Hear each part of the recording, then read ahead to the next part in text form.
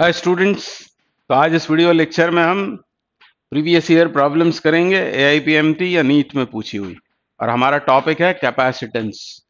तो बच्चे जो इस टॉपिक में कंफर्टेबल हैं वो इसे एज अ टेस्ट ले सकते हैं, प्रैक्टिस क्वेश्चन समझकर सॉल्व कर सकते हैं। क्वेश्चंस आपको पूरे सॉल्व करना है। टोटल 22-23 क्वेश्चन पूछे गए हैं इन 34 सालों में। तो यदि आपको कोई क्वेश्चन आता है, आप कंफर्टेबल हैं उसमें, तो उसको स्किप करके अगले क्वेश्चन पर आप आ सकते हैं। पर हर क्वेश्चन पर आपको ध्यान देना चाहिए, क्योंकि हम साथ साथ में थ्योरी डिस्कस करेंगे, फॉर्मूले, शॉर्ट ट्रिक्स, उन पर आपका ध्यान होना चाहिए। तो पहला क्वेश्चन करेंगे। ये क्वेश्चन है नीट 17 में पूछा हुआ।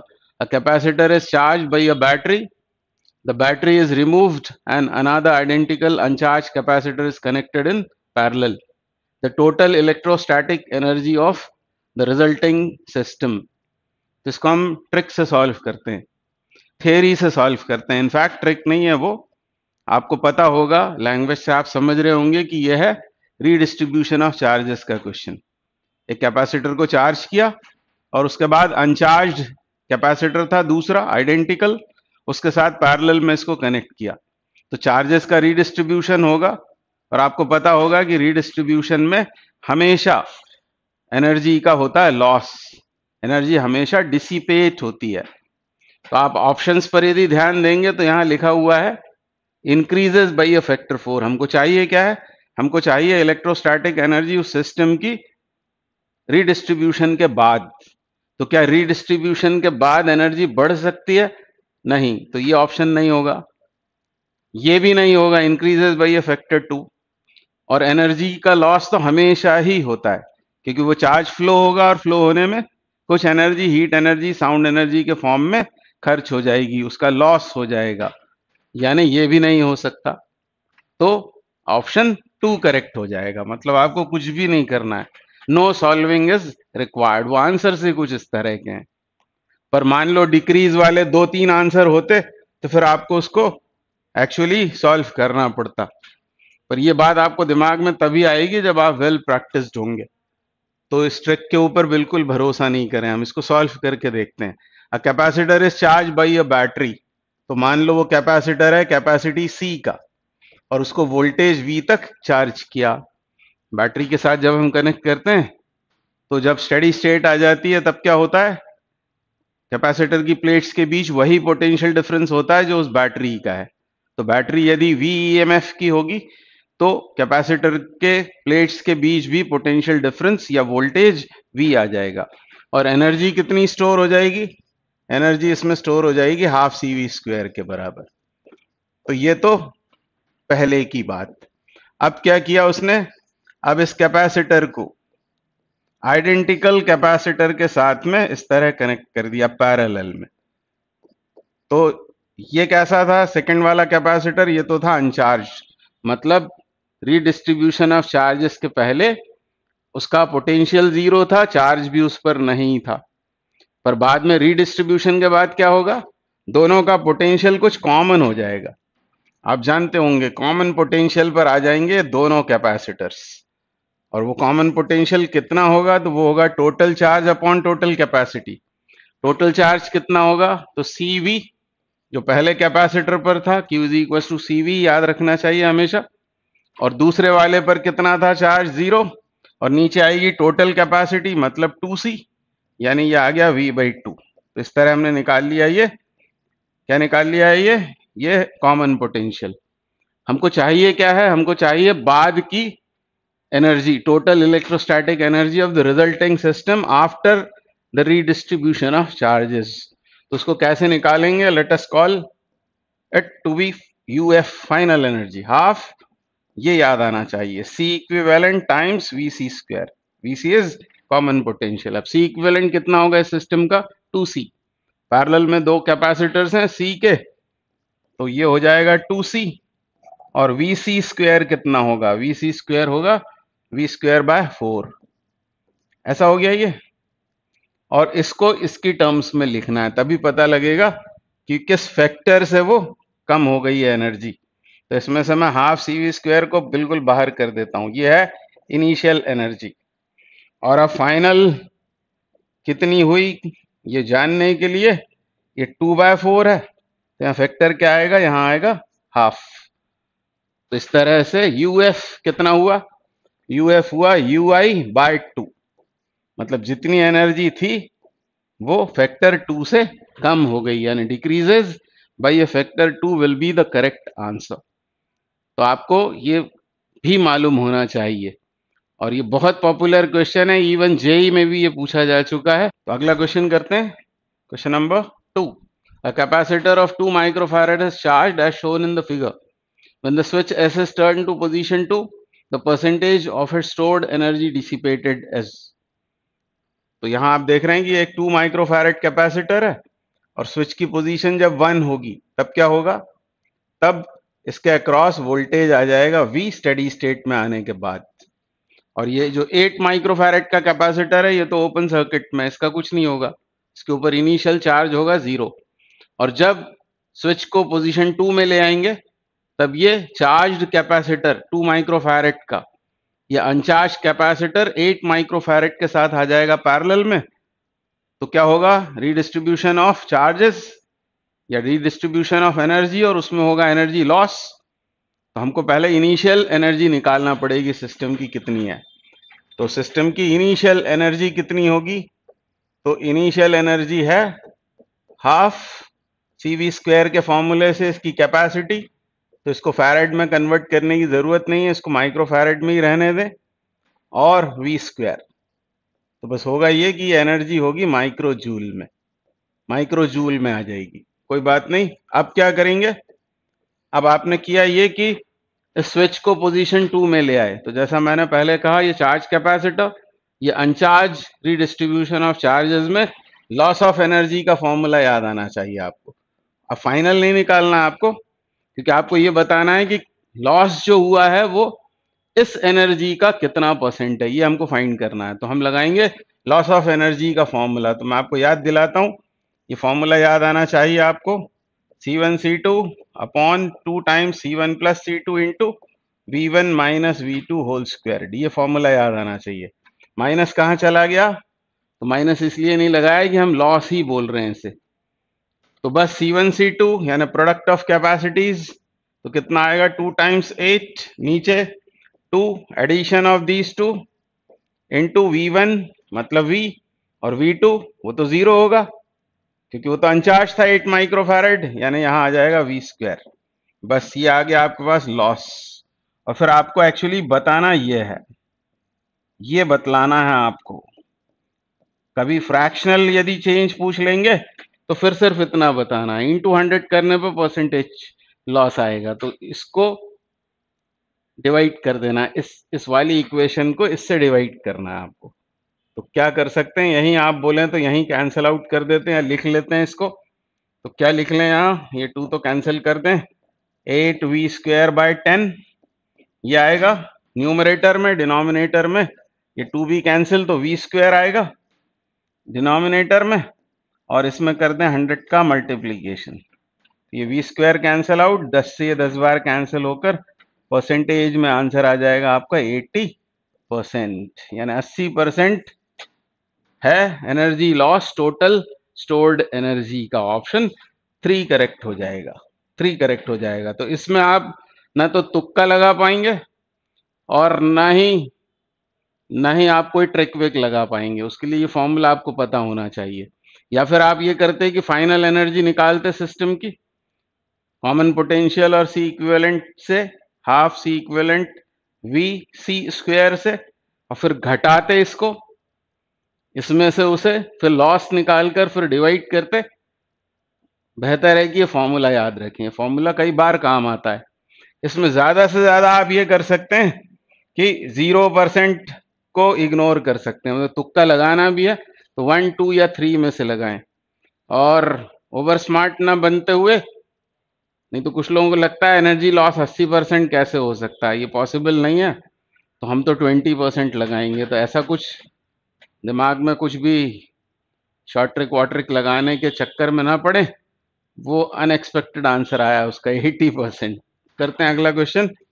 अ parallel plate capacitor of area A Plate separation D and capacitance C is filled with 4 dielectric materials having dielectric constants K1, K2, K3 and K4 as shown in the figure below.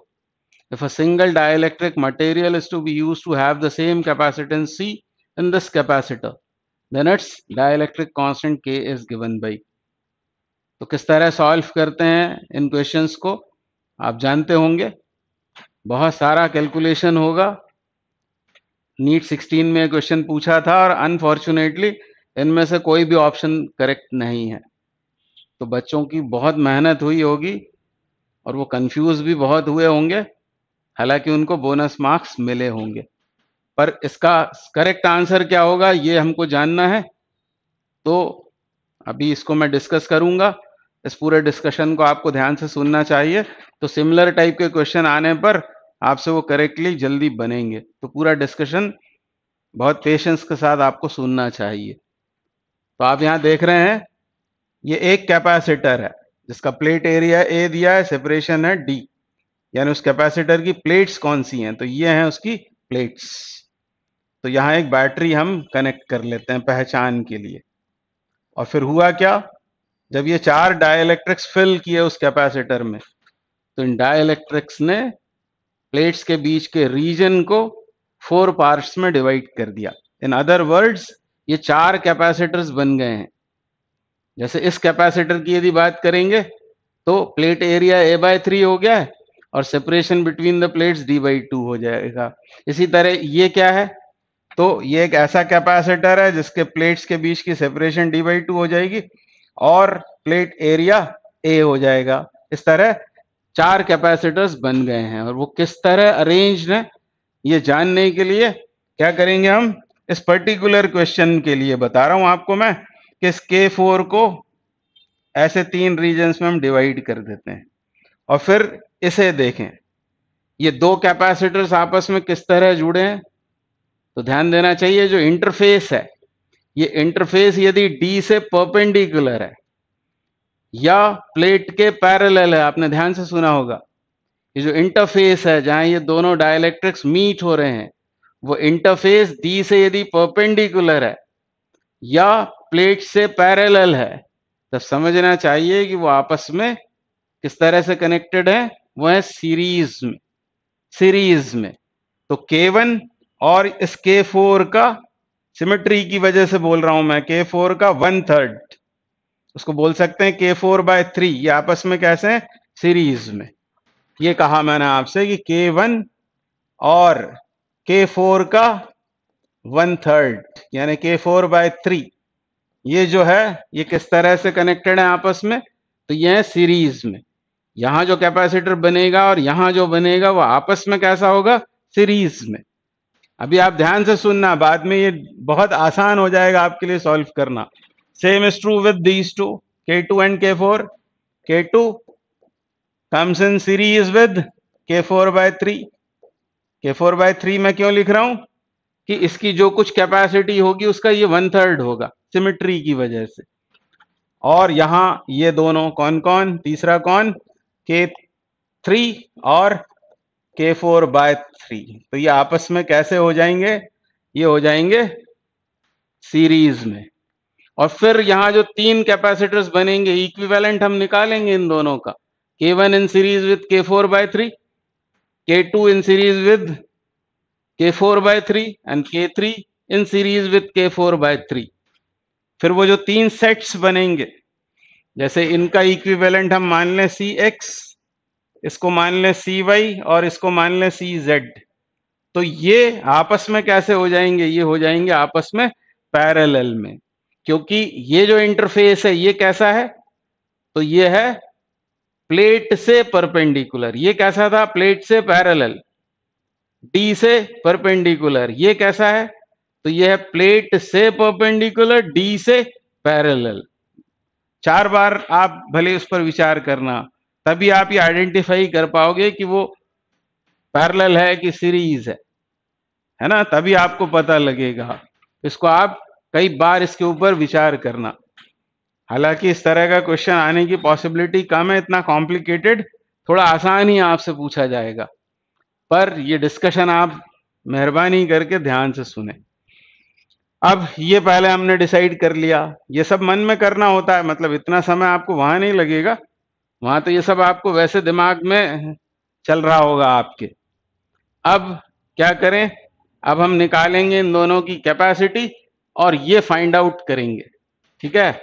K1 से भरा हुआ ये capacitor, उसको बोल देते हैं हम C1, उसकी कैपेसिटी कितनी होगी, तो कैपेसिटी का कौन सा फॉर्मूला आप लगाएंगे, कैपेसिटी का ये फॉर्मूला आप लगाएंगे, epsilon not KA/D, parallel plate capacitor जो फुली फिल्ड होता है। तो इसके लिए लगाएं यदि, तो क्या होगी इसकी कैपेसिटी, तो इसकी कैपेसिटी होगी, late us call it C1, एक निकालेंगे और सिमेट्री से फिर बाकियों को लिख देंगे हम। तो C1 कितना होगा, एप्सिलॉन नॉट आएगा, फिर ये आएगा K1 और area of the plates is A/3 और सेपरेशन D/2। तो गलती होने की बहुत पॉसिबिलिटी है इसमें, तो ऐसा आएगा ये C1, ये आया C1। और K4 कितना होगा, K4 की बात करें फिर उसका हम 1/3 कर लेंगे, तो ये मैं लिख रहा हूं K4/3, तो 3 एक्स्ट्रा आएगा यहां पर, ये ध्यान रखना है आपको, यहां 3 एक एक्स्ट्रा आएगा। अब C4 लिख रहा हूं मैं, C4 कितना होगा, तो एक होगा, पहले एप्सिलॉन नॉट लिखें, फिर K4 लिख दें, फिर यहां एरिया आएगा, एरिया कितना होगा उसका ए होगा पूरा ये एरिया, या फिर आप A/3 भी लिख सकते थे, पर मैंने ऑलरेडी यहां 3 लिख दिया है, तो अब ए लिखेंगे और नीचे आएगा D/2, तो ये यहां पहुंच जाएगा, ठीक है। ये C1 और C4/3 निकाल लिया मैंने। अब मैं निकाल लेता हूं Cx का वैल्यू। Cx क्या बोला है मैंने, इन दोनों को जब सीरीज में कनेक्ट किया तब कितना आया, तो आपसे कह ही रहा हूं कि बहुत कॉम्प्लिकेटेड है कैलकुलेशन, तो आप परेशान होकर इसको छोड़ मत देना, इसको छोड़ दिया तो आपका कॉन्फिडेंस लेवल कम हो जाएगा, बस होगा कुछ भी नहीं। ये परीक्षा में आए या ना आए उसकी चिंता ना करते हुए सब बात ध्यान से आपको सुनना चाहिए। तो 1/Cx बराबर 1/C1, मतलब ये सब कुछ, और इसको यहां सब्स्टिट्यूशन करने पर 2 एप्सिलॉन नॉट K1A और ये 3 और ये D, ऐसा हो जाएगा। और इधर क्या आएगा, इधर ये सब कुछ आएगा, क्या आएगा डिनोमिनेटर में, 2 एप्सिलॉन नॉट K4A, ये आएगा K4A और ये 3D ऊपर पहुंच गया, 3D ऊपर आ गया। अब हमको चाहिए Cx बराबर, अब इसमें से क्या कॉमन कर लें, हालांकि उसको रेसिप्रोकेट करना है, 3D/2 एप्सिलॉन नॉट A, ये बाहर, तो यहां क्या बचेगा, तो यहां बचेगा 1/K1 और यहां से 1/K4, तो K1 K4 आएंगे, आएगा एलसीएम और फिर यहां हो जाएगा K1 प्लस K4, ऐसा हो जाएगा। और अभी इसका रेसिप्रोकेट होना बाकी है, तो इसको रेसिप्रोकेट करेंगे तो ये बन जाएगा 2 epsilon not A/3D times K1 K4 upon K1 plus K4। अब ये इतनी मेहनत बार बार नहीं करनी है, क्यों नहीं करनी है मेहनत, क्योंकि सिमिट्री है। जिस तरह यहाँ K1 और K4/3 हमने सीरीज में सॉल्व किया और ये निकाला Cx इक्विवेलेंट कैपेसिटी, वैसे ही कुछ यहाँ है, वैसे ही यहाँ है, तो आप आराम से ये लिख सकते हो Cy कितना होगा, Cy कितना होगा ये लिख सकते हो आप आराम से। तो लिखता हूं मैं इसको किसी और कलर से, पर आपसे बार बार रिक्वेस्ट है कि आप पूरी बात सुनना, बोर मत हो जाना, और बोर हुए बगैर पूरी बात यदि सुनी आपने तो इसका मजा आपको एग्जाम में आएगा। K2 K4, तो यहां आएगा K2 K4 upon K2 plus K4, ये हो जाएगा। और एक और लिखते हैं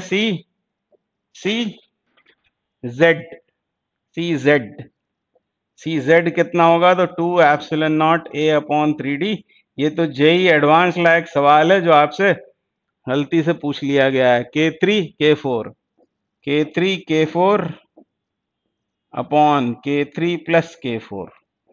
ये सवाल तो सिर्फ उनसे ही बनेगा जो वेल प्रैक्टिस्ड होंगे, जिनको नॉलेज होगा थ्योरी का भी और साथ में बहुत प्रैक्टिस की होगी जिन्होंने क्वेश्चंस की, उन्हीं से ये बन पाएगा। और ये CX मेरे हाथ से मिट गया है, कोई बात नहीं, इसको भी मैं ठीक वापस लिख देता हूं। तो कलर कौन सा है, ये पता नहीं कौन सा कलर है, इससे लिख देते हैं।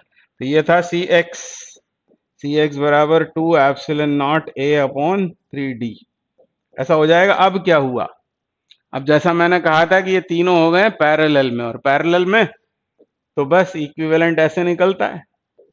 तो इस तरह आपको मिल जाएगा सिस्टम की इक्विवेलेंट कैपेसिटी।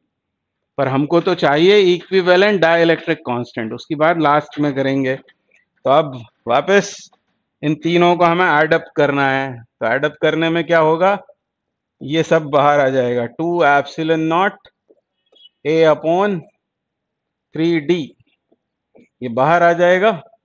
और अंदर आएंगी तीन टर्म्स आएंगी। पहले ये ले लेते हैं, K1 K4 upon K1 plus K4, ये आएगा। Next will be this K2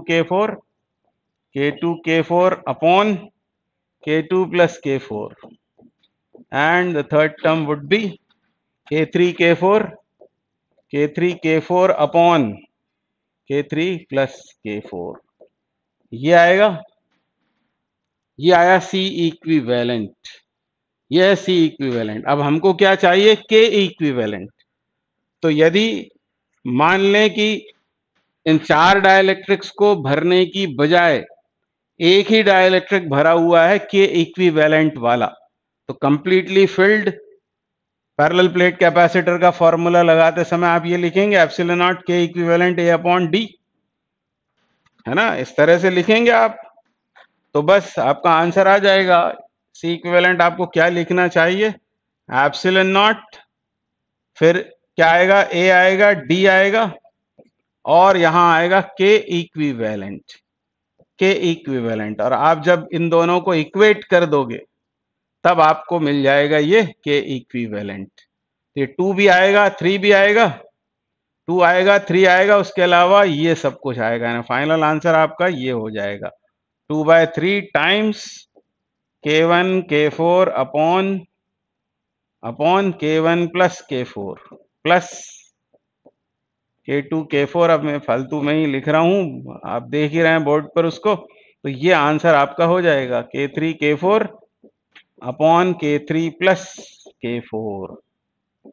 तो ये आपका फाइनल आंसर हो जाएगा। और यहां पर आप देख रहे हैं कि वो कहीं भी मैच नहीं हो रहा था, इसलिए बोनस मार्क्स मिले होंगे। नेक्स्ट क्वेश्चन करते हैं। क्या बोल रहे हैं, parallel plate air capacitor of capacitance C is connected to a cell of EMF V and is then connected from it a dielectric slab of dielectric constant K which can just fill the air gap of the capacitor is now inserted in it. Which of the following is incorrect? तो जब भी incorrect वाला question होता है तो इसको underline कर लेना चाहिए, क्योंकि हम पढ़ते पढ़ते भूल जाते हैं कि हमसे करेक्ट पूछा है कि इनकरेक्ट पूछा है। इनकरेक्ट स्टेटमेंट इसमें से हमको बताना है। तो नॉलेज के लिए मैं आपको बता रहा हूं, वैसे इसका आंसर तो ये है, the charge on the capacitor is not conserved. तो आपको पता है, तो यूनिवर्सल प्रॉपर्टी है, charge on the capacitor is not conserved. तो चार्ज तो हमेशा कंजर्व्ड होता है, पर इस केस में उसका क्या मीनिंग है वो मैं आपको बताता हूं। Answer 4 is correct. तो बोला क्या हमसे, एक पैरेलल प्लेट कैपेसिटर है जिसकी कैपेसिटी है C, और इसको एक सेल के साथ कनेक्ट किया जिसका EMF है V, और फिर क्या किया है, सेल को डिसकनेक्ट कर दिया। तो सेल को जब हम डिसकनेक्ट कर देंगे तब क्या होगा, तब ये होगा कि अब नया चार्ज ना तो आ सकता है ना जा सकता है। ये बात आपको समझ में आई होगी, क्योंकि वो सिस्टम कैसा हो जाएगा, आइसोलेटेड। तो नया चार्ज आएगा नहीं, जाएगा नहीं, यानी चार्ज हेल्ड कांस्टेंट। तो ये था वो कैपेसिटर, इसको पहले बैटरी के साथ कनेक्ट किया होगा, तो प्लेट्स पर आ गया होगा पॉजिटिव नेगेटिव चार्ज, मान लो Q आ गया, और वोल्टेज कितना आ गया V। और क्योंकि अब बैटरी डिस्कनेक्ट हो गई है, और जब भी कभी बैटरी डिस्कनेक्ट ये सुनेंगे तो क्या दिमाग में आना चाहिए, battery if disconnected charge held constant, ये दिमाग में आ जाना चाहिए हमारे अपने आप।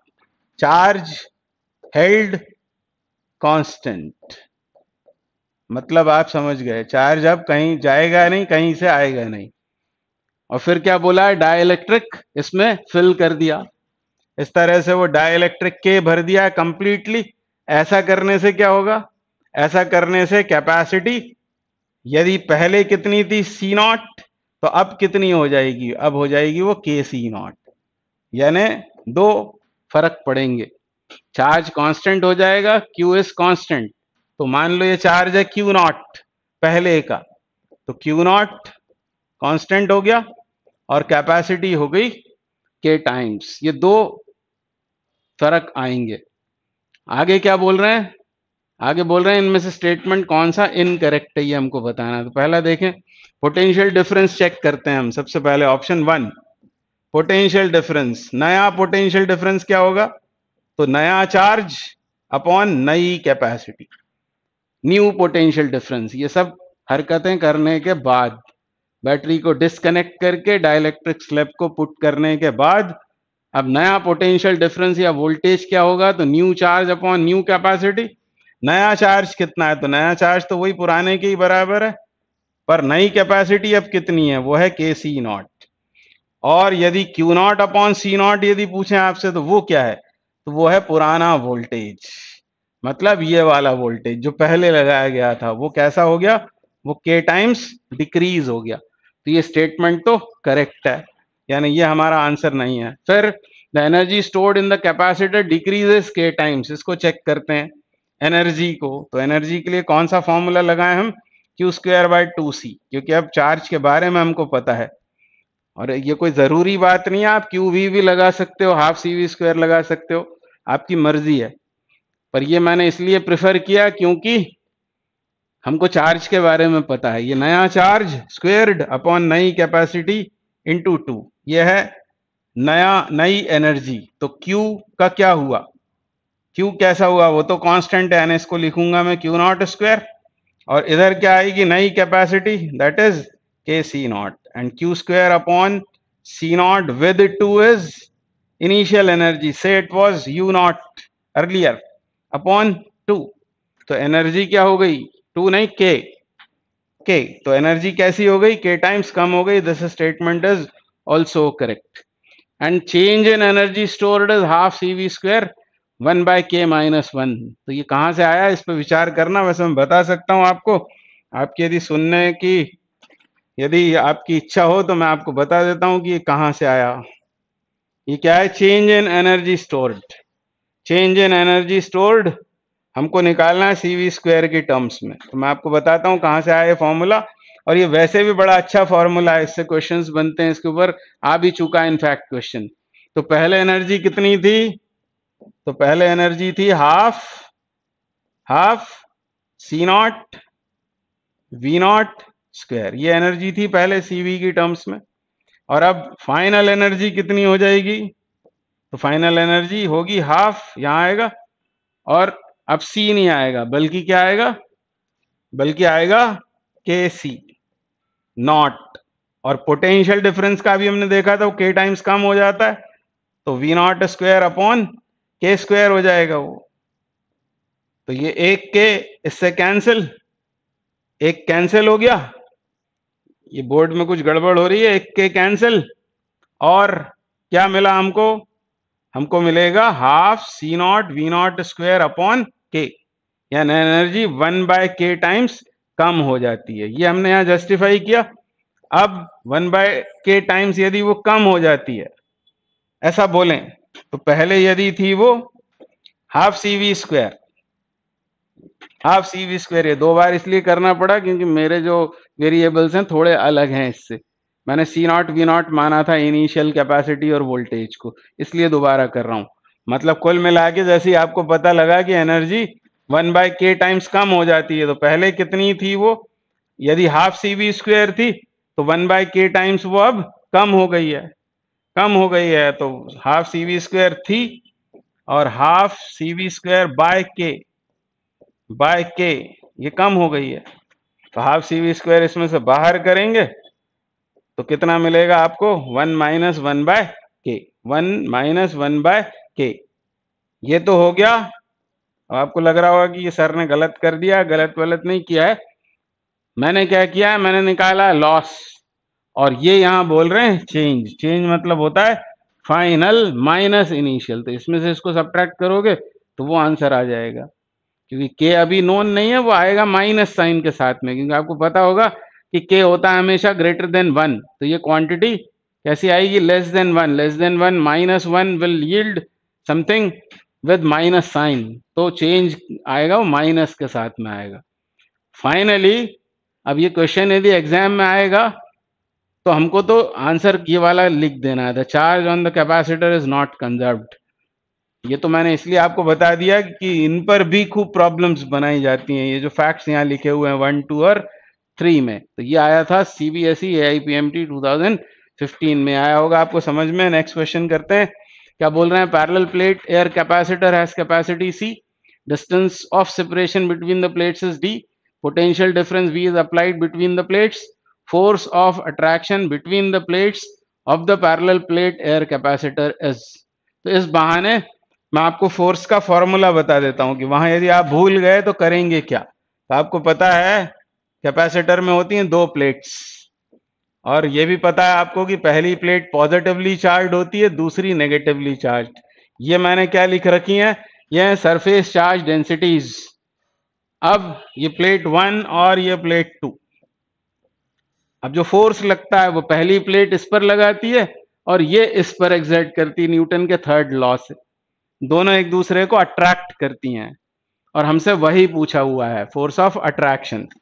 अब इसको सॉल्व करने के लिए क्या सोचेंगे? तो ये सोचेंगे कि प्लेट 1 ने 2 की लोकेशन पर कुछ फील्ड प्रोड्यूस की, क्या वो इधर नहीं होगी? यस, क्योंकि ये पॉजिटिवली चार्ज है। तो हम निकालेंगे फील्ड। ये मैंने वेक्टर फॉर्म में लिख दिया उसको, फील्ड को।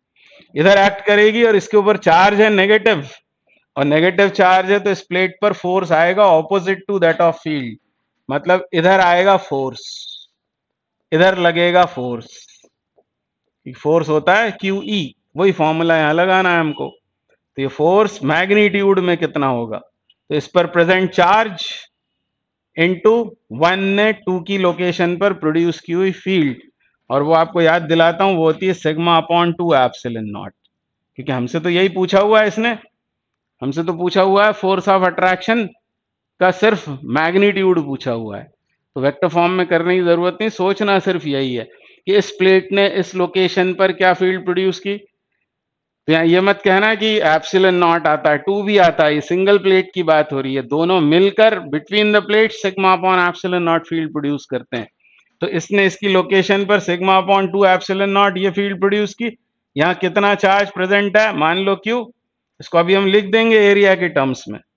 तो आप चाहें तो आप क्या करें, हमको क्या करना है, F बराबर, अब चाहें तो आप इसको लिख दें Q/A, आपकी मर्जी है। तो ये हो जाएगा Q² / 2 epsilon not times A। This is the force, this is the force. अब कैपेसिटर वाला कॉन्सेप्ट इसमें ला कर रखें, पैरेलल प्लेट कैपेसिटर की बात करें तो इस Q को क्या लिख सकते हैं हम? Q इज इक्वल टू होता है CV। तो ये हो जाएगा C² V² upon 2 epsilon not times A, and this must be the force. C² V² upon 2 epsilon not. पर ये यहाँ फिट नहीं हो रहा है, तो क्या करना पड़ेगा? मतलब ये कि ये गलत हो गया ऐसा कुछ नहीं है। अब आपको उस फॉर्मूले को लाके कैपेसिटी का फॉर्मूला लिखना है और उसको यहाँ इनकॉर्पोरेट करना है। तो C बराबर होता है एप्सिलॉन नॉट A/D। ये फॉर्मूला लाकर यहाँ पर आपको सब्स्टिट्यूशन उसका करना पड़ेगा। तो क्या करें? तो C² V² अपॉन 2D²। तो इन्होंने इसको एक्चुअली एलिमिनेट कर दिया है। यहां से क्या कर दिया है? एप्सिलॉन नॉट A को लिख दिया है CD के बराबर, CD। तो C² V² upon 2 times C into D और एक C कैंसिल कर दिया है, तो ये बन गया C V square upon 2D and so option 2 is correct. तो थोड़ा सा उठा पटक है, पर ये बेसिक डेरिवेशन आपको याद रहना चाहिए। अब थ्योरी में क्या बोल सकते हैं वो, ये बोल सकते हैं कि force of attraction vector form में बताओ। ऐसा कुछ डायग्राम दे देंगे आपको कि ये एक्स एक्सिस है, वाई एक्सिस है, तो what is the force exerted by plate 1 on plate 2, तो इधर आएगा, तो इसके साथ में माइनस आई कैप आ जाएगा वेक्टर साइन के साथ में। या फिर 2 का 1 के ऊपर फोर्स बतलाओ, तो जैसे 1 ने 2 पे लगाया उतना ही फोर्स 2 1 पे लगाती है और उसकी डायरेक्शन ये होगी। ये आप आराम से देख सकते हो, क्योंकि ये प्लेट 2 है नेगेटिवली चार्ज, फील्ड होगी इधर और फील्ड की डायरेक्शन में आएगा क्योंकि ये पॉजिटिवली चार्ज है, तो फोर्सेस होंगे अट्रैक्टिव, तो फोर्स अट्रैक्शन का ही लगता है। अब यहाँ तो बता दिया था कि अट्रैक्शन का हो सकता है ऑप्शंस में अट्रैक्शन और रिपल्शन हो इसके साथ साथ, या फिर वो फोर्स इस शेप में हो, चार्ज और एरिया की टर्म्स में हो, कुछ भी हो सकता है। बेसिक आपको ये याद रहना चाहिए कि 1 ने कितनी फील्ड प्रोड्यूस की 2 की लोकेशन पर और वहां कितना चार्ज प्रेजेंट है, F=QE लगाना है। फोर्स ऑफ अट्रैक्शन एक्ट करता है, और फोर्स ऑफ अट्रैक्शन एक्ट करने से फिर ये चिपक क्यों नहीं जाती है, इसीलिए डाइलेक्ट्रिक भरा जाता है यहाँ बीच में, ताकि वो एक दूसरे से स्टिक ना हो जाए अट्रैक्शन की वजह से। क्योंकि सेपरेशन को भी बहुत कम रखना है आपको, सेपरेशन कम रखनी है, उनको सेपरेट रखने के लिए ही हमको बीच में डाइलेक्ट्रिक भरना पड़ता है। ये उसका वन ऑफ द रीजंस है why we fill dielectric between the plates of a capacitor. अगला क्वेश्चन करते हैं, क्या बोल रहे हैं, two thin dielectric slabs of dielectric constants K1 and K2 are inserted between the plates of a parallel plate capacitor as shown in the figure. The variation of electric field between the plates with distance d as measured from the plate P is correctly shown by. हमको चाहिए E versus D, field किस तरह very कर रही है with distance, और distance यहां से बतलाई हुई है। तो यहां आप ध्यान दें, तो कुछ दूर जाने तक क्या है, एयर है, फिर डाइलेक्ट्रिक, फिर एयर, फिर डाइलेक्ट्रिक, फिर एयर, इस तरह 1 2 3 4 और 5 रीजन्स हैं ये। तो 5 रीजन्स में फील्ड किस तरह से चेंज होगी, तो ये तो थ्योरी बेस्ड क्वेश्चन है। आपको पता होगा कि फील्ड बिटवीन द प्लेट्स ये होती है यदि एयर प्रेजेंट है, और डाइलेक्ट्रिक के होने पर ये इतनी होती है, यानी डाइलेक्ट्रिक के होने पर फील्ड कम हो जाती है। यानी हम एयर में यदि बात करेंगे तो फील्ड ज्यादा होगी, ज्यादा, फिर कम हो जाएगी, फिर ज्यादा हो जाएगी, और उतनी हो जाएगी जितनी इधर है, क्योंकि वो तो डी पर डिपेंड ही नहीं करती है। और फिर क्या होगा, फिर कम हो जाएगी और फिर उतनी ही हो जाएगी। तो ज्यादा से शुरुआत करना पड़ेगी, ये ज्यादा, फिर कम, फिर क्या हुआ, ज्यादा, फिर कम, फिर ज्यादा हो गई, ज्यादा, कम, ज्यादा, फिर कम हो गई, और फिर ज्यादा हो गई, यानी ये ऑप्शन सही होगा। और आप चेक कर लेना, पर फंडा तो यही लग रहा है इसमें बड़ा आसान सा, तो दिखने में डरावना है पर है बहुत आसान क्वेश्चन। अगला क्या है, parallel plate capacitor has a uniform electric field E volt per meter in the space between the plates. If the distance between the plates is d meter and area of each plate is a meter square, the energy stored in the condenser is. तो standard result है, आपको रटा होगा शायद, ये रटा होगा आपको, इलेक्ट्रोमैग्नेटिक वेव्स में भी पढ़ते हैं हम, यह है एनर्जी स्टोर्ड, पर यह है energy stored in unit volume. यहां गलती आपसे हो सकती है, वो तो पूछ रहा है कि उसमें कितनी एनर्जी स्टोर्ड है, पर यूनिट वॉल्यूम नहीं बोला है, टोटल एनर्जी। तो क्योंकि एरिया कितना दिया है प्लेट का A, और सेपरेशन बिटवीन द प्लेट्स भी दिया हुआ है आपको D, तो ये जो वॉल्यूम होगा इस पैरेलल प्लेट कैपेसिटर का वो कितना होगा, area of cross section into ये डिस्टेंस, यानी AD का इसमें और मल्टीप्लिकेशन होगा, और फिर ये ऑप्शन सही होगा। तो जल्दबाजी में ये गलती हो सकती है और हुई भी होगी बच्चों से। AIPMT 2011 में पूछा हुआ क्वेश्चन है। अगला क्वेश्चन करते हैं, क्या बोल रहे हैं, a series combination of n1 capacitors each of value C1 is charged by a source of potential difference 4V when another parallel combination of n2 capacitors each of value C2 is charged by a source of potential difference V. It has the same total energy stored in it as the first combination has. The value of C2 in terms of C1 is then. तो आसान सा question है, बस दिखने में ऐसा है कि बच्चे छोड़ ही देंगे कि पता नहीं क्या लिखा हुआ है, इसको छोड़ो, जबकि बहुत आसान है। तो पहला केस क्या है? पहला केस है सीरीज का। क्या बोल रहे हैं उसमें कि N1 कैपेसिटर्स को सीरीज में कनेक्ट किया across a potential difference of 4V। हर एक की कैपेसिटी कितनी है? C1। तो क्या हुआ? कुछ एनर्जी स्टोर हो गई। अब एनर्जी स्टोर्ड कितनी होगी उसको लिखता हूं मैं US, वो होगा हाफ। यहां आएगा C इक्विवेलेंट। इक्विवेलेंट कितना होगा? तो N1 कैपेसिटर्स जिनमें हर एक की वैल्यू C1 हो, सीरीज में यदि कनेक्ट हुए हैं तो इक्विवेलेंट कैपेसिटी होगी C1 अपॉन N1। प्रॉपर्टी है, ये आप बहुत अच्छे से जानते हैं। कैपेसिटी C वाले N कैपेसिटर सीरीज में कनेक्ट करें तो C/N, और कैपेसिटी C वाले N कैपेसिटर्स पैरेलल में जोड़ें तो NC। तो यहां आएगा C1 अपॉन N1, और ये पोटेंशियल डिफरेंस इसका स्क्वायर करना पड़ेगा, यानी 16V स्क्वायर। ये कहानी नंबर 1 सीरीज की। और फिर क्या किया? अब बोलता है कि C2 कैपेसिटी वाले कितने capacitors? N2 capacitors. C2 capacity वाले किसके क्रॉस जोड़े गए? पोटेंशियल डिफरेंस V के क्रॉस। तब कुछ एनर्जी स्टोर हुई, उसको लिख लेते हैं UP। तो वो हुआ हाफ। C इक्विवेलेंट कितना होगा? तो वो होगा N2C2 times V square.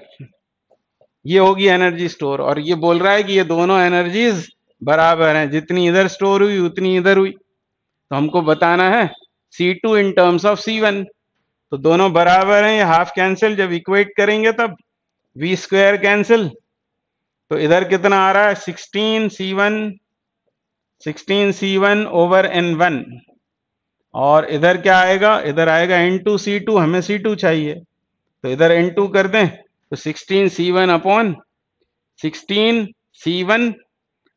N1 N2। 16C1 upon N1 N2, option 4 is the correct answer. तो आसान सा क्वेश्चन है, बस बहुत सारा लिखा हुआ है तो कुछ बच्चे डर के मारे छोड़ ही देंगे इसको। तो अगला क्वेश्चन, अभी अगला question 9th, 3 capacitors each of capacitance C and of breakdown voltage V are joined in series. The capacitance and breakdown voltage of the combination will be. तो theoretical question है, सीरीज ग्रुपिंग की property लग रही है। एक capacitor का breakdown voltage यदि V है, तो 3 को यदि सीरीज में ज्वाइन किया होगा तो सीरीज में वोल्टेज डिवाइड होता है, यानी हम बाहर से जो सोर्स लगाएंगे वो कितने का लगा सकते हैं? 3V का, ताकि हर एक के अक्रॉस वोल्टेज V आ जाए जो उसका ब्रेकडाउन वोल्टेज है। यानी 3V तो होगा ही होगा ऑप्शन में, यानी 3 या फिर 4 में से कोई करेक्ट है। फिर क्या पूछ रहे हैं आगे? द कैपेसिटेंस कितना? तो सीरीज में यदि 3 कैपेसिटर हैं, हर एक की कैपेसिटी C है, तो C/3 होगा, यानी ऑप्शन 3 करेक्ट हो गया। तो अगला क्वेश्चन करते हैं, question 10। Two condensers, one of capacity C and the other of capacity C/2 are connected to a V-volt battery as shown. The work done in charging fully both the condensers is. तो दो capacitors हैं parallel में connected across voltage V। हमको बताना work done in charging fully both the condensers. तो इस chapter में जब भी वर्क डन की बात हो तो हमको एनर्जी स्टोर्ड के फॉर्मूले याद आने चाहिए। U is equal to half CV square. और जब ग्रुपिंग ऑफ कैपेसिटर्स हो तो यहां आ जाता है C equivalent times V square. अब पर्टिकुलर इस क्वेश्चन में C इक्विवेलेंट कितना होगा? तो क्योंकि ये दोनों पैरेलल में कनेक्टेड हैं तो C plus C/2 that is 3C/2। तो ये इक्विवेलेंट कैपेसिटी और वोल्टेज तो V है ही, यानी एनर्जी स्टोर्ड कितनी हो जाएगी? Half 3C/2 into V square. बस ये आपका आंसर है, 3/2 half CV square. 3/2 into half CV square. तो ऐसा नहीं लिखा हुआ है, इन्होंने 3CV स्क्वायर बाय 4 लिखा हुआ है। Option 3 is correct. अगला क्वेश्चन क्या बोल रहे हैं? Parallel plate air capacitor is charge to a potential difference V after disconnecting the charging battery. पहले भी हमने बात की थी, बैटरी डिस्कनेक्ट करने से Q held constant, charge constant हो जाता है। और क्या बोला आगे, the distance between the plates of the capacitor is increased by using an insulating handle, as a result the potential difference between the plates. तो बैटरी डिस्कनेक्ट कर दी है और डिस्टेंस को चेंज किया है। डिस्टेंस को क्या किया, distance between the plates is increased, ऐसा बोला हुआ है। हमको पूछ रहे हैं नया पोटेंशियल डिफरेंस कितना हो जाएगा डिस्टेंस बिटवीन द प्लेट्स को बढ़ाने के बाद। तो नया पोटेंशियल डिफरेंस क्या होगा, नया चार्ज अपॉन क्या, नई कैपेसिटी, ऐसा होगा। New potential difference, new charge upon new capacity. और क्वालिटेटिवली सोचें कि सेपरेशन बिटवीन द प्लेट्स यदि बढ़ाएंगे तो आप जानते हैं कैपेसिटी होती है एप्सिलॉन नॉट के बाय डी। तो डी से इनवर्स प्रोपोर्शन है इसका, डी बढ़ाएंगे तो capacity will decrease, charge will remain constant. तो पोटेंशियल डिफरेंस क्या होगा, बढ़ जाएगा। तो कैपेसिटी कम होकर पोटेंशियल डिफरेंस बढ़ जाएगा, यानी ऑप्शन 4 करेक्ट हो गया। Next question, question number 12, a network of 4 capacitors of capacity equal to C, 2C, 3C, 4C are connected to a battery as shown in the figure. The ratio of the charges on C2 and C4 is. तो मैं इसको redraw करता हूं, फिर से draw करता हूं, थोड़ा क्लियर फिगर बनाता हूं। यह है C2 की वैल्यू कितनी है 2C, और इधर है ये C3 is given to B 3C, और इधर है C1 इज C, और इधर कनेक्टेड है ये चौथा कैपेसिटर, और इसकी वैल्यू कितनी है 4C, और यहां जुड़ी हुई है ये बैटरी, वोल्टेज V की। हमको बताना क्या है, हमको बताना है ratio of charges on C2 and C4। ये C2 इस पर चार्ज मान लेते हैं Q2 और इस पर चार्ज मान लेते हैं Q4। तो we need to find Q2 by Q4, ये हमको फाइंड आउट करना है। तो कैसे अप्रोच करेंगे, तो सबसे पहले इन तीनों का निकालते हैं हम equivalent of C, 2C and 3C। तो उसका तरीका यह है, पसंद आया आपको तो आप अपना सकते हो, इसको ऐसे लिख लेना चाहिए, C in series with 2C in series with 3C, ऐसा लिख लो। और दो कैपेसिटर्स जब सीरीज में होते हैं तो आंसर होता है प्रोडक्ट अपॉन सम।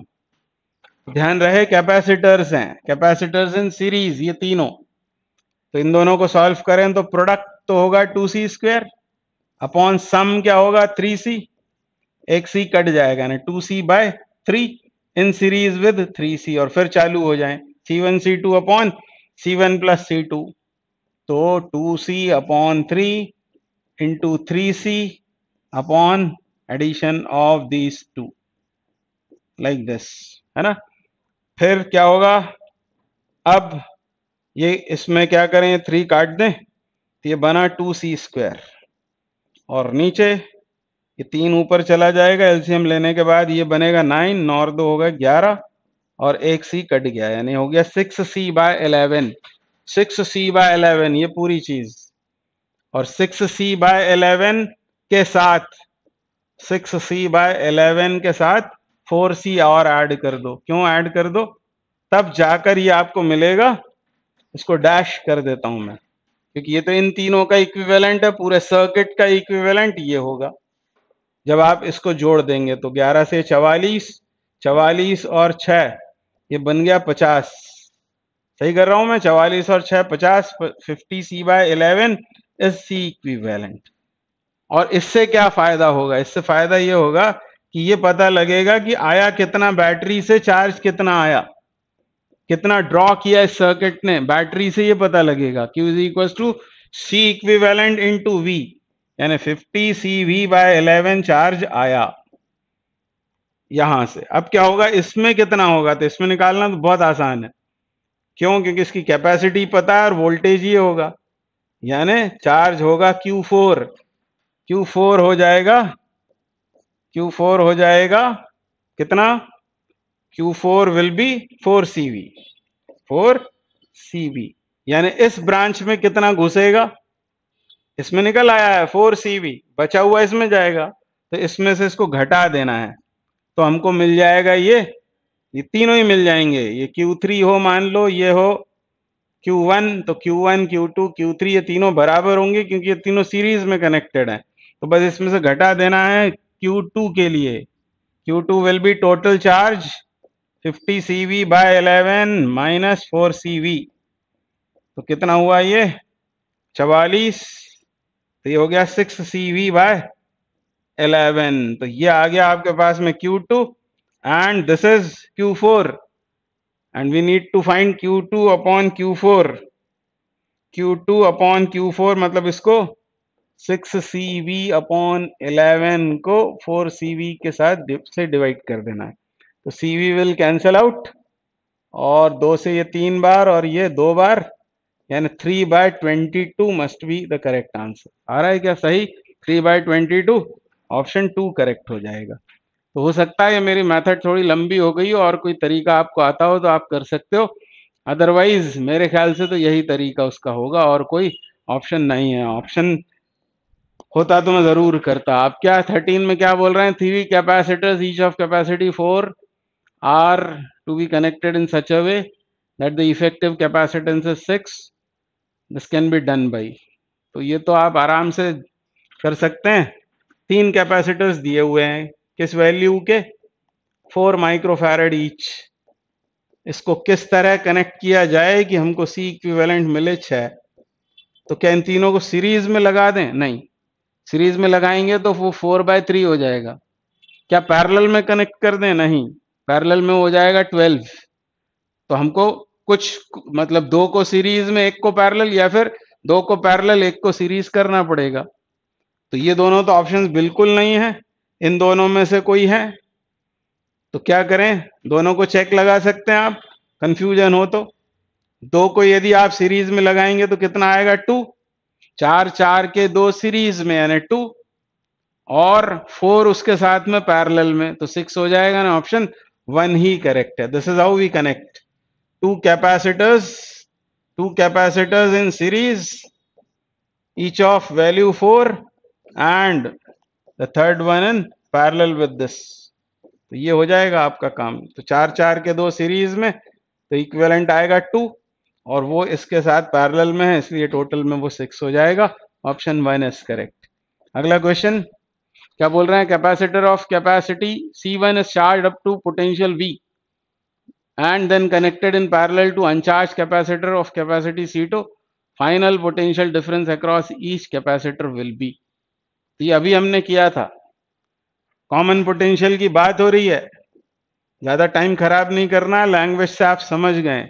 एक कैपेसिटर है C1, उसको चार्ज किया अप टू V वोल्ट, दूसरे अनचार्ज के साथ पैरेलल में कनेक्ट किया है, final potential difference across each capacitor मतलब कॉमन पोटेंशियल पूछा हुआ है। तो कॉमन पोटेंशियल होता है total charge upon total capacity. तो यहां तो C1 प्लस C2 आएगा ही, और यहां क्या आएगा? टोटल चार्ज, पहले कैपेसिटर की कैपेसिटी C1, वोल्टेज V, और दूसरे पर चार्ज 0। तो C1V upon C1 plus C2 is the correct answer, and so option 2 must be the correct answer. C1V upon C1 plus C2। तो इजी क्वेश्चन है, बशर्ते आपको याद हो। अगला क्वेश्चन क्या बोल रहे हैं ना? Parallel plate capacitor, the distance between the plates is D, potential difference across plate is V, energy stored per unit volume between the plates of the capacitor is. तो आपको रटा हुआ है, क्या फॉर्मूला होता है? ऐसा होता है formula, energy stored per unit volume का, पर यहां वोल्टेज और डिस्टेंस बिटवीन प्लेट्स की टर्म्स में दिया हुआ है। तो हमको ये याद आना चाहिए कि E बराबर होता है वोल्ट पर मीटर, वोल्ट पर मीटर यानी V/D। ये इसमें इनकॉर्पोरेट कर देंगे तो आपका आंसर आ जाएगा half epsilon not V square upon D square. This must be the correct answer, half epsilon not V square upon D square, and so this must be the correct answer. अगला question करते हैं। A capacitor is charged by connecting a battery across its plates. It stores energy U. Now the battery is disconnected and another identical capacitor is connected across it. Then the energy stored by both the capacitors of the system will be। तो पहले देखें initial energy है कितनी। तो क्या बोला है यहां पर? बोला कुछ भी नहीं है, एनर्जी दी है U के बराबर। मान लो एक कैपेसिटर जिसकी कैपेसिटी C है, उसको वोल्टेज V तक चार्ज किया। This is equation 1, this is given. अब क्या किया, बैटरी को डिस्कनेक्ट कर दिया और दूसरे कैपेसिटर को उसके अक्रॉस मतलब पैरेलल में कनेक्ट किया, तो एनर्जी सिस्टम की कितनी हो जाएगी। तो पहले निकालें कॉमन पोटेंशियल, वो कितना हो जाएगा, तो अब आपको रट चुका होगा, वो होगा CV अपॉन 2C। ये होगा, C कट गया है ना, V/2। और इक्विवेलेंट कैपेसिटी कितनी होगी पैरेलल के केस में, 2C। यानी नई एनर्जी कितनी हो जाएगी, वो हो जाएगी half C equivalent is 2C into V², मतलब V²/4। ये होगी नई एनर्जी, और नई एनर्जी को इसके टर्म्स में लिखना है, हाफ CV², जो पहले थी एनर्जी सिस्टम के पास। तो हाफ यहां है, ये है CV², और ये 2 से ये 2 टाइम्स कैंसिल होकर ये कितना आ गया, U/2। और बिल्कुल यही सवाल पूछा है एक बार और। इसका मतलब यह है कि क्वेश्चंस रिपीट नहीं होते, ऐसा नहीं है, इसीलिए हमको प्रीवियस ईयर क्वेश्चंस करने चाहिए। CBSE AIPMT 99, और ये क्वेश्चन सबको रटा ही हुआ होता है। आपको पता है कि यह है बैलेंस व्हीटस्टोन ब्रिज। थोड़ा सा आप इसके ऊपर थॉट देंगे तो समझ में आ जाता है कि इसको हटाना है। ये वो वाली ब्रांच है, कौन सी वाली, गैल्वेनोमीटर वाली ब्रांच, जिसमें कोई करंट नहीं जाएगा। इसका और इसका रेशो 1:1, इसका भी 1:1। तो ज्यादा टाइम खराब नहीं करेंगे। इसको यदि आपको डिटेल में समझना है तो मैंने वीडियो डाला हुआ है इसके ऊपर व्हीटस्टोन ब्रिज का, वो देख सकते हैं आप। तो यह है 5 कैपेसिटर्स की ग्रुपिंग।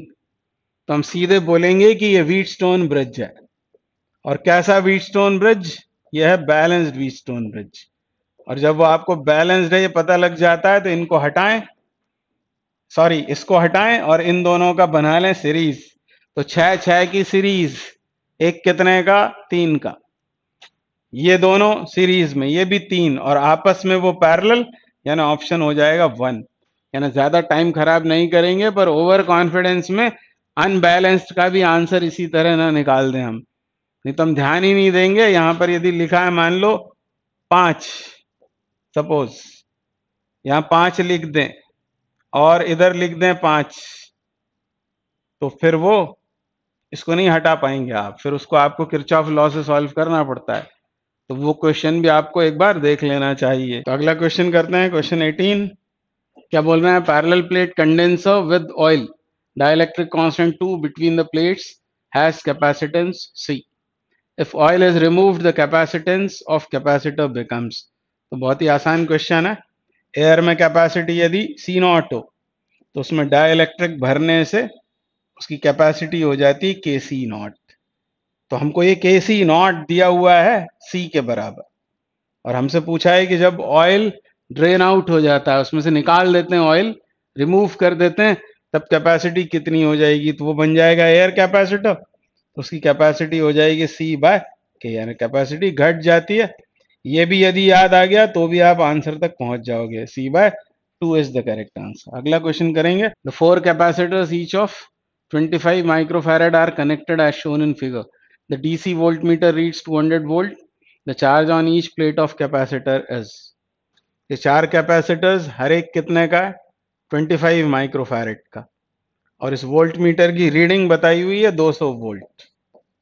अब यदि इसकी रीडिंग 200 वोल्ट है, इसके अक्रॉस वोल्टेज कितना, 200 वोल्ट, इसके अक्रॉस भी 200 वोल्ट होगा। अब चार्ज कितना होगा, आप चार्ज के लिए क्या करेंगे, Q is equal to CV formula use करेंगे। पोलैरिटीज आप देख लेंगे एक बार, Q is equal to CV लगाएंगे। कैपेसिटी कितनी, 25 माइक्रोफैरेड, और वोल्टेज कितना, 200 वोल्ट। तो अभी इसे बदलने की जरूरत नहीं है, आपको आंसर पहले माइक्रोकूलम में मिल जाएगा। तो कितना हुआ ये, 5000 माइक्रोकूलम, और हमसे पूछा है कूलम में आंसर, तो माइक्रोकूलम का कूलम करेंगे तो क्या करना होगा हमको, इंटू 10⁻⁻6 के कूलम में कन्वर्ट हो जाएगा। 3 जीरोज मतलब 1000 का इसके साथ मल्टीप्लीकेशन करने पर यह आ जाएगा 5 × 10⁻³ कूलम। और प्लस माइनस क्यों, क्योंकि एक प्लेट पर जितना पॉजिटिव दूसरी प्लेट पर उतना ही वो नेगेटिव होता है। और यदि आप सोचें तो ये दोनों पॉजिटिव दिख रही हैं प्लेट्स, मतलब इधर सोर्स का होगा पॉजिटिव टर्मिनल और इधर कहीं होगा नेगेटिव टर्मिनल। यहां से आया होगा चार्ज, फिर वो इक्वली डिवाइड होगा क्योंकि कैपेसिटीज इक्वल हैं, फिर वो सम अप हुआ होगा, उसके बाद फिर यहां जाकर फिर डिवाइड हो गया होगा। तो एरोज इधर लगा दें, यानी हर एक पर इतना ही चार्ज आएगा। उसकी पॉजिटिव नेगेटिव प्लेट की वजह से ये प्लस माइनस साइन लिया हुआ है, ऑप्शन 2 करेक्ट हो जाएगा। अगला क्वेश्चन करते हैं, क्वेश्चन 20। क्या बोल रहे हैं, 4 microfarad capacitor is charge to 400 volt and then its plates are joined through a resistance of 1 kilo ohm. The heat produced in the resistance is, तो हीट प्रोड्यूस्ड हो या वर्क डन हो, हमको energy के फॉर्मूले याद आना चाहिए। अब ये 4 माइक्रोफैरेड का कैपेसिटर है, 400 वोल्ट तक चार्ज किया है, तो इसमें एनर्जी स्टोर होगी, और जब इसकी प्लेट्स के अक्रॉस कोई रेजिस्टेंस जोड़ेंगे तो जितनी भी एनर्जी स्टोर्ड थी वही पूरी हीट एनर्जी के फॉर्म में कन्वर्ट हो जाएगी। ये बस फंडा है। तो हीट प्रोड्यूस्ड का formula I square R T नहीं आना चाहिए दिमाग में, बल्कि हाफ सी वी स्क्वायर से निकाल लेंगे उसे। तो heat produced is half C V square, C is 4 microfarad, joule में आंसर चाहिए, इसको कन्वर्ट कर लिया माइक्रोफैरेड को फैरेड में। उसके अलावा यहां आएगा वी स्क्वायर, मतलब 16 इंटू 10⁴ ऐसा हो जाएगा। इसको सॉल्व कर देना है बस आपको, ये 2 बार कट गया तो ये 32 हो गया, और 10⁻⁴ कितना आएगा, -2, यानी आ गया 0.32 joule will be the correct answer, 4 is correct. अगला क्वेश्चन, ये नीट 2020 में पूछा हुआ है। A capacitance of a parallel plate capacitor with air as medium is 6 microfarad. With the introduction of a dielectric medium, the capacitance becomes 30 microfarad. The permittivity of the medium is. तो बहुत ही आसान question है। क्या बोल रहा है, एक parallel plate capacitor है और जब उसकी प्लेट्स के बीच में एयर फिल्ड है तब कैपेसिटी है 6 माइक्रोफैरेड, मतलब ये C0 दिया हुआ है, C0 is given to be 6 microfarad. फिर क्या बोल रहा है, with the introduction of a dielectric medium its capacity becomes 30 microfarad. तो ये होता है के C0, जानते हैं आप, ये दी हुई है हमको कितनी, 30 माइक्रोफैरेड, जब कोई डाइलेक्ट्रिक मीडियम फिल कर दिया गया। हमको बताना है परमिटिविटी ऑफ द मीडियम, तो पहले तो के निकाल लें यहां से। के कितना होगा, डाइलेक्ट्रिक कांस्टेंट, और डाइलेक्ट्रिक कांस्टेंट को ही कहते हैं रिलेटिव परमिटिविटी, एक ही बात है। तो यहां से के कितना होगा, तो ये 6 बनेगा, 6 को उधर ले जाएं तो ये 5 हुआ, यानी डाइलेक्ट्रिक कांस्टेंट या रिलेटिव परमिटिविटी इज 5। अब हमको उसी मीडियम की परमिटिविटी यानी एब्सोल्यूट परमिटिविटी पूछी हुई है, तो हम जानते हैं एप्सिलन अपॉन एप्सिलन नॉट, ये होता है एप्सिलन आर या के बराबर। इनफैक्ट हमसे ये पूछा हुआ है, तो epsilon will be epsilon naught times 5, तो 5 इंटू, अब एप्सिलन नॉट की वैल्यू डाल दी 8.85 गिवन है क्वेश्चन में, 10⁻⁻12। अब मल्टीप्लाई करके आपको आंसर निकाल देना है।